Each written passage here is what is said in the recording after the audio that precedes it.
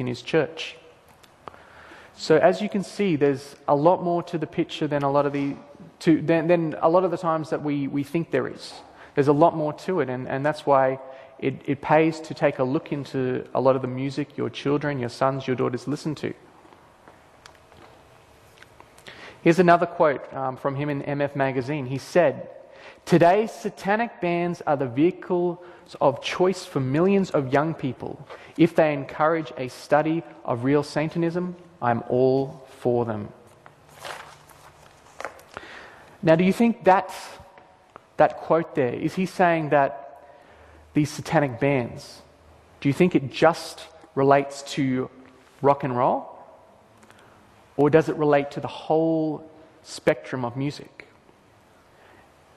Now, as we saw in our last lecture, we saw it wasn't just rock and roll bands. It was rock groups, it was rap groups, it was pop groups, it was boy bands, girl bands, you name it. They all had that touch of new age behind their music. He goes on to say, Satan has always had the best tunes. Now, unfortunately, these things, it's a very negative presentation, but the thing is, the Bible tells us to look into these things and expose them. And that's what we're attempting to do here, because so many people are ignorant of these things. And that's why they allow themselves to listen to this music, especially the youth of today. So even though we're not to dwell on these things, as the Bible tells us, but it is good to know these things so you can choose the right music for yourself or your children. He goes on to say, music can inspire people to murder or violence, can inspire them to shoot a mall full of people. So tell me, does music have power? Yes, it does.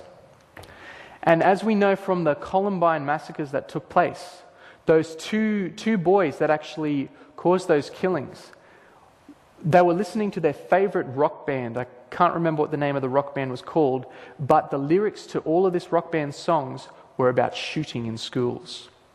And on their websites, they posted all these lyrics before they actually did the shooting. So who was really leading them?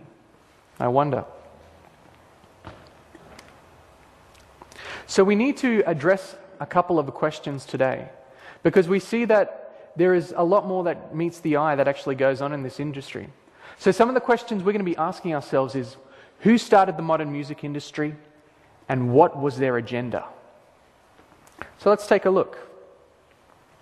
Does anyone here know who started the modern music industry? Bill Haley? Not quite. Well, this is the gentleman here. And you think to yourself, hang on a sec, that looks like a pretty old photo. Well, you're right. It is an old photo. And that was taken, I'm pretty sure, before the 1940s. And this guy doesn't exactly look like some modern-day record producer, although I have seen a lot of the rap artists these days starting to dress that way, but that's another story. But this gentleman is called Aleister Crowley. Now, Aleister Crowley actually had a lot of agendas. And we're going to take a brief look at these agendas because, well, you'll notice why in a second, that how the music industry and Aleister Crowley link up. It's rather interesting.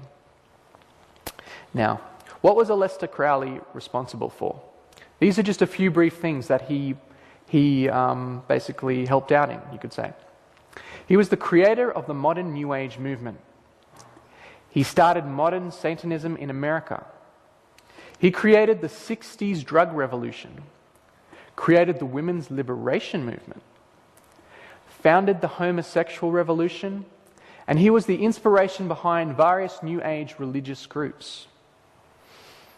Now, one man responsible for so many things. I wonder how he got involved in all this stuff. And we're going to take a look at some of the things he has to say. Because when you hear it for yourself, and you see the links between all these things that he's done, that's when you really begin to discover who was really behind everything he was teaching. All right. Israel Regardie, the Eye of the Triangle in 1986 said, "I say to hell with Christianity. I will build me a new heaven and a new earth. I want blasphemy, murder, rape, revolution, anything bad." So is this guy a nice gentleman? No, he wasn't. So why on earth would someone make a quote like, or why would he, this Israel guy, he's quoting from one of Aleister Crowley's writings. So why does Aleister Crowley say things like this? What could have led a man to be so evil, as we would say? It's interesting because Crowley taught that one could become a genius in music through practicing his Satanism. It's very interesting, a genius in music. Now, we had a look at last time how all these artists, some of them actually got on stage and said before they started playing, they would kind of mellow out, and then sometimes after their concert, they would watch themselves on TV and they wouldn't even recognize themselves playing. So is there something more to being a genius in music? Is there a power within certain types of music that we need to be very careful of? Well, let's ask the man himself. Why did he go in the direction that he did?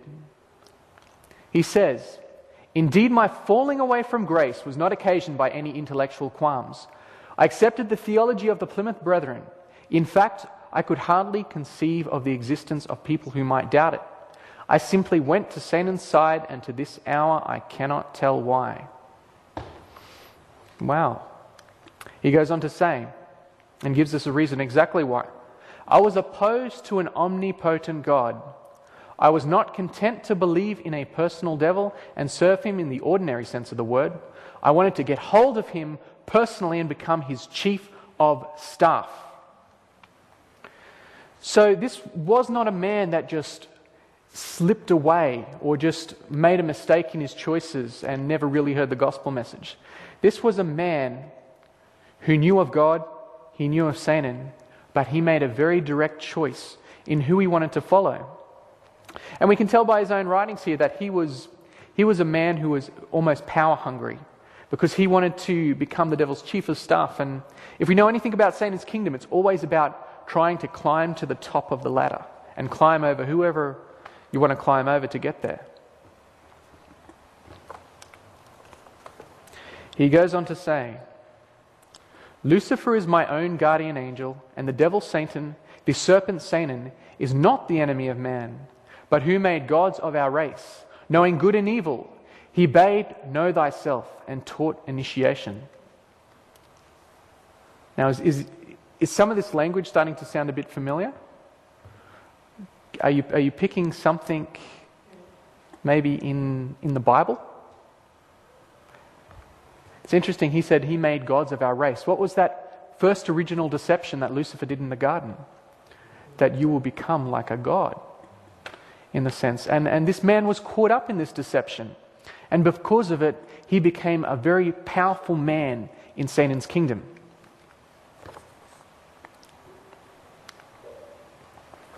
So, what exactly did this man go on to teach, and what were some of his things about? Here's a little quote from his own book, Magic. He says,